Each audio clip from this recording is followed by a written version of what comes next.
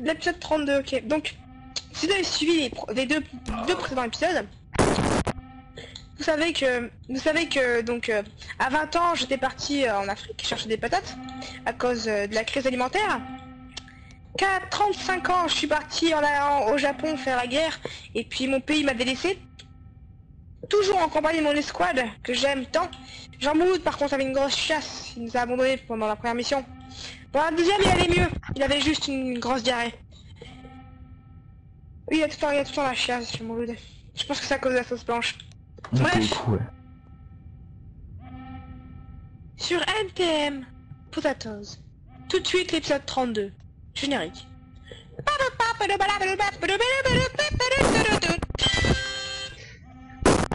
Bonjour à tous et à toutes, c'est sur NTM Potatoes. Aujourd'hui, la vraie vie de Potatoes, l'épisode 32, en direct sur NTM Potatoes. Aujourd'hui un épisode très difficile puisqu'il n'est pas encore apprivoisé ou imprimanté quoi. Bref.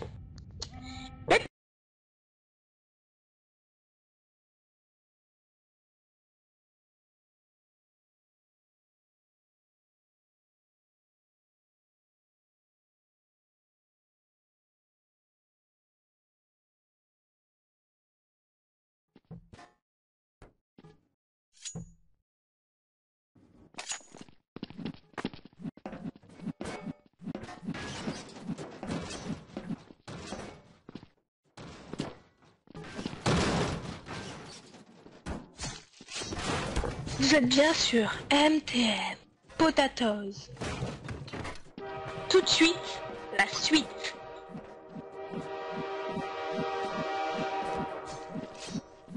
Bonjour à tous et à toutes, vous êtes bien sur NTM Potatoes pour l'émission La vraie vie de Potatoes, l'épisode 32. Aujourd'hui nous allons parler de Potatoes, bien sûr, comme d'habitude. Et nous allons parler d'une belle époque. Potatoes, à cette époque-là, j'avais à cette époque-là 50 ans. C'était bien après la guerre, la troisième et demie guerre du Vietnam, au Japon. C'était peu de temps après, puisque il s'était passé 10 à 15 ans. Nous étions tous, l'escouade et moi, tous réunis dans un bar, appelé le bar Prouchapouk. En Indonésie de l'Est du Japon, en France. Un bar travelot. Jean Mouloud aimait bien se déguiser en femme ou en animaux. Ça le gênait pas. Et puis Jean aimait bien se toucher le zizi sur Jean-Patrick. Il disait que ça lui rappelait sa famille. Ouh, je vais mourir moi. Nous étions dans ce bar, on l'appelait peut-être clandestin ou libertin. Nous buvions une petite bière en la compagnie de Joseph, qui nous a aidés pendant beaucoup d'histoires.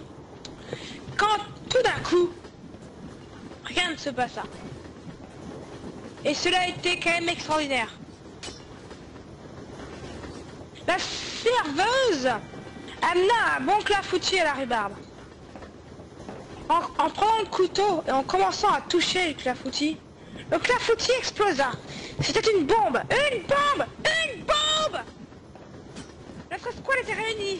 On avait des armes. On avait tout ce qu'il fallait. Sauf que ce bar était un piège du malicieux docteur claustrophobe. Il mangeait des escargots avec son nez, des escargots crus avec son nez. Cet homme était le plus vicieux et malicieux et mangicieux avec des cieux que le monde avait connu. C'était l'investigateur, l'inventeur du mot bonjour. Je pense que sans lui, le monde aurait été plus beau, plus gai. My Little Pony aurait été une bonne série. Cependant, ce monstre existait. Malgré que nous étions cernés, Jean-Patrick avait toujours son arme à chaussette. Sauf qu'il ne pouvait pas se baisser pour la récupérer. Ce qui nous faisait un petit peu chier. En parlant de chier, Jean Mouloud avait toujours la chiasse. Ce qui nous a un petit peu sauvés. Quand Dr. Fosterfolt nous a demandé de nous habiller pour nous violer sur un canapé infesté de cafards, Jean Mouloud a lâché une grosse chiasse qui partit en direction du garde, qui commença à tirer dans tous les sens. Une grosse chiasse bien chaude, qui brûla ses yeux et le rendit aveugle. Les hommes de Fosterfolt savaient à quoi s'attendre en nous capturant. Et bon, ils ne s'attendaient pas à ça quand même. Le garde de Fosterfolt tira partout. Mon escouade et moi, la 05C, on s'est baissé pour esquiver toutes les balles. Le garde tuant tous les gardes, nous avons réussi à nous échapper. Le docteur Fosterfolt lance à ses chiens à tête nucléaire avec des queues de poisson et des pattes de kangourou à nos trousses. Mais nous avons réussi à nous échapper, sans qu'il nous aperçoive, car en fait, on s'est échappé en restant dans le bar. On s'est caché sous une table, en jouant à Shifumi. On s'amusait bien jusqu'au jour où le docteur Fosterfolt, un ami du docteur, je sais plus quoi, nous a vus, sous la table, en train de jouer au Shifumi.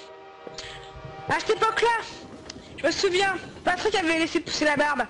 Et puis moi, j'avais laissé pousser autre chose qu'une barbe. Je pensais pas que ça finirait comme ça. Mais le docteur Fosterfolt nous a découvert, nous a capturés et nous a mis au-dessus d'une cuve ultra nucléaire à tête chercheuse avec des requins, avec des têtes de chiens et des petits lasers au bout des dents. C'était très périlleux. Mais Jean Mouloud a réussi à noyer les poissons dans de l'eau en mélangeant l'eau que le pied de Patrick. Patrick s'est porté volontaire, ou presque, puisqu'on lui a pas demandé. Mais c'était un acte héroïque qui nous a permis de s'échapper du laboratoire du Fosterfolt. Ces requins étaient gravement malades. Ils avaient attrapé la maladie de Jean Mouloud, qui était le choléra. En s'échappant, les requins ont mangé le docteur Fosterfolt, qui nous a permis de s'échapper. En s'échappant, nous avons rencontré Jamie. Jamie était un scientifique, jeune, sans expérience, une vingtaine d'années. Il avait un but, un seul, de créer des missions où il parlerait chaque jour d'un truc scientifique. Mais nous ne pensions pas qu'il arriverait à son but. 20 ans plus tard, il créa C'est pas sorcier, une émission vue par plus de 10 personnes en France et 20 personnes dans le monde. Une émission plutôt populaire après la crise des zombies, qui ravagea le monde entier et laissa une cinquantaine de personnes en vie dans le monde. En fait. Ce qu'on pouvait appeler comme pays, c'était plus la France ou les États-Unis, ce n'était plus l'Algérie ou le Japon. On appelait ça Zombieland. Un pays ravagé par les zombies ou par la mère à Patrick qui mangeait du clafoutis. La mère qui était une survivante, renommée en tueur de zombies. Elle avait arrivé à manger les zombies sans être contaminée. Elle les mangeait avec un petit peu de sel, un petit peu de poivre, un petit peu de roquefort et un petit peu de clafoutis, encore une fois. Le clafoutis étant, je pense, le plat le plus mangé de tout le monde entier, puisqu'on n'était plus que 50 dans le monde. Il y avait 3 Chinois, un pèlerin, 2 pelés et les Jacques Chirac aussi. Patrick et moi, nous sommes partis chercher de la nourriture dans le caniveau d'Amsterdam, là où il y avait beaucoup de rats. Jean Mouloud et Jean Eudes étaient restés à la maison. Et je sais plus, le 5e mec était parti aux chiottes. Je me souviens avec Jean-Patrick, on a fait une découverte. On a découvert que, en fait, le monde n'avait pas disparu. On n'était pas que 5 ans dans le monde. C'est juste que, à cause de Dr. Fosterfolt, il nous a transportés dans un monde parallèle sans personne, avec un vide intersidéral. Un vide où quand tu parles partout où tu vas, il y a un écho. Quand nous avons fait cette découverte, il était trop tard. Le portail s'était refermé. On était coincés pour toujours dans ce monde parallèle, coincés avec des zombies, mangeurs de bouillies. Jean-Patrick était effondré, coincé avec sa mère jusqu'à l'éternité, Je pense pas qu'il était préparé à ça. En plus que sa mère était la seule forme de féminité qui existait dans ce monde. Donc voilà, dû faire mes besoins là-dedans. Je pensais pas que le monde finirait comme ça, mais oui, il a fini comme ça. Et vous en doutez, puisque je vous parle à cette époque, je vous parle maintenant, pour cette émission, on l'a dit s'en sortir. Et pourtant, c'était pas... c'est de l'auberge. On n'était pas sorti de l'auberge avec Patrick, la mère de Patrick, Jean-Eudes. Jean-Eudes avait trouvé des cartes Pokémon. On a commencé à faire quelques duels et on a découvert que une énergie provenait des cartes Pokémon. Les cartes Pokémon du professeur Crossflost. Ces cartes venaient d'une énergie, comment dire, subcontinentale. Je pensais pas que cette énergie était aussi puissante pour alimenter autant de choses. Quand on plaçait une carte près d'un appareil électrique fonctionnait toujours. On s'est mis en route dans le laboratoire ancien du professeur Fantafost. Nous sommes restés coincés 5 ans dans ce monde parallèle. 5 ans à manger du radis noir et des carottes pelées avec des petits poils. 5 ans avec la mère de Patrick, c'était éprouvant. Nous avons réussi à sortir grâce à ces cartes Pokémon. Nous avons utilisé Dracofeu sur la machine du professeur Fantafost. L'énergie provenait en masse. Nous avons réussi à survivre grâce à la carte Ronflex qui nous a fait dormir en hibernation pour attraper le temps passé, revenir à l'époque présent. Cette époque présent où tout avait changé. C'était 5 ans plus tard et c'était l'époque où tout le monde dansait comme des gros pédés avec leurs mains de haut en bas. Ils appelaient ça l'époque disco. J'appelais ça l'époque rouflaquette et pattes d'éléphant avec un petit peu de clafoutis. Parce que oui, le clafoutis était un plat toujours aussi renommé. Dans les restaurants 5 étoiles. Dans les restaurants 5 étoiles et 6 étoiles. Le clafoutis, je pense, c'était le repas le plus goûtamus et ta mère, elle est bonne. Oui, la mère de Patrick était plutôt bonne, je l'avoue. La mère de Patrick était, comment dire, comme un saucisson aux ail avec un petit peu de fromage. Un saucisson aux herbes avec un petit peu de poivre. Je pense que la mère de Patrick nous comprendra si elle nous voyait. Jean Mouloud avait goûté à la mère de Patrick. Il avait dit qu'elle était très bonne pour ce qu'elle était.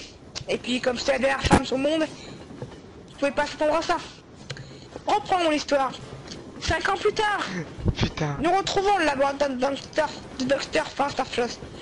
Il était toujours là à nous attendre. Il était content de nous avoir envoyés en prison, dans cette prison éternelle de cartes Pokémon. 5 ans après.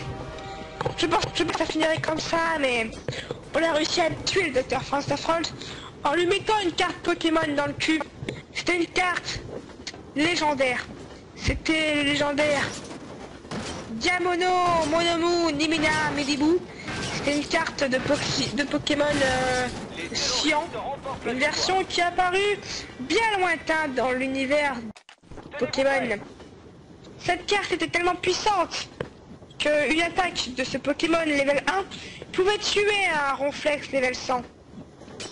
Alors nous l'avons utilisé contre le professeur. Le professeur ne savait pas à ce qu'on est cette carte, car il l'avait cachée dans son laboratoire secret en Norvégie du Sud, là où personne ne pouvait accéder. Il ne s'attendait pas à ça, il ne s'attendait pas à ce qu'on était. Mais bon, nous sommes arrivés et nous l'avons tué par surprise avec une carte Pokémon. Cette carte, il avait une attaque spéciale, une attaque pneumonie. Alors, la pneumonie attaqua le professeur et le fit trembler jusqu'à qu'il meure de souffrance atroce. Cette époque était résolue. Après la guerre du Japon, et où on s'est fait exiler d'Amérique, l'Amérique nous a repris à ses côtés et nous sommes redevenus l'escouade 05C du caporal 5 chef. Je pensais pas que ça finirait comme ça fait 5 fois que je le dis. Mais nous sommes revenus dans l'armée américaine en tant que soldats vietnamiens, légionnaires, subsahariens et agents secrets, super secrets, atomiques. Notre escouade et nous, on avait réussi notre histoire. On avait réussi à tuer le professeur Fantafost, lui voler son cœur et l'écraser et le manger avec une bonne tarte à la rhubarbe. Je pensais pas que ça finirait comme ça. Ça fait 6 fois que je le dis. Le groupe antiterroriste remporte Mais d'avance sur le cul et je pense que c'est une bonne chose. Ça tire, Allez, mon gars. c'est parti. Maintenant, je vous laisse écouter la musique de Jean Mouloud. Jean Mouloud composa une musique pendant 5 ans. 5 ans enfermé dans le Pokédex. 5 ans. Horrible avec la merde de Jean-Patrick. Je vous laisse écouter cette musique. Interprétée par Potatoes. Il était une fois 4, 5, 6, 7, 8.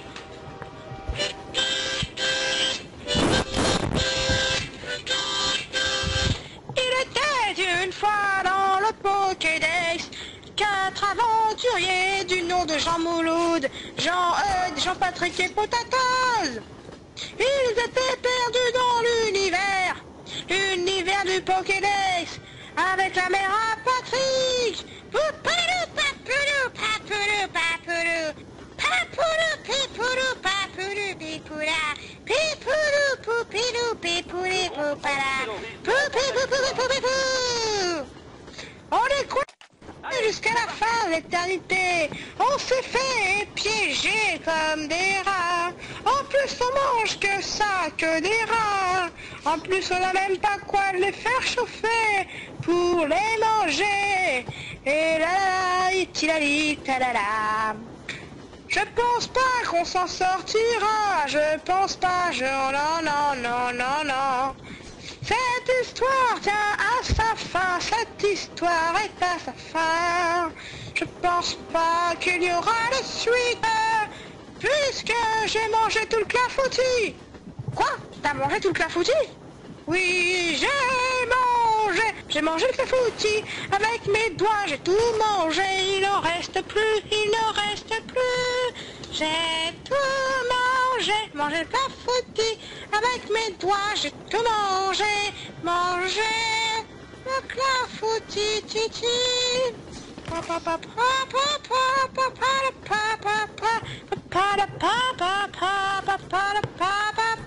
J'ai mangé tout le clafoutis avec mes doigts. Je suis désolé, mes amis. Je savais qu'il fallait partager, mais je n'avais pas le choix. Question de vie ou de mort, je ne pouvais pas partager. J'ai dû tout manger avec mes doigts sales, plein de cambouis, avec un petit peu de riz. J'ai mangé le clafoutis et cette histoire touche à sa fin et vous êtes très contents. Laissez un like sur la vidéo. N'oubliez pas de vous abonner si c'est pas déjà fait. Et je vous dis au revoir et à la prochaine à l'épisode 37 de la vraie vie de Potatoes. C'était Potatoes sur NTN Potatoes, la chaîne entièrement Potatoes. Tout de suite les pubs de Potatoes.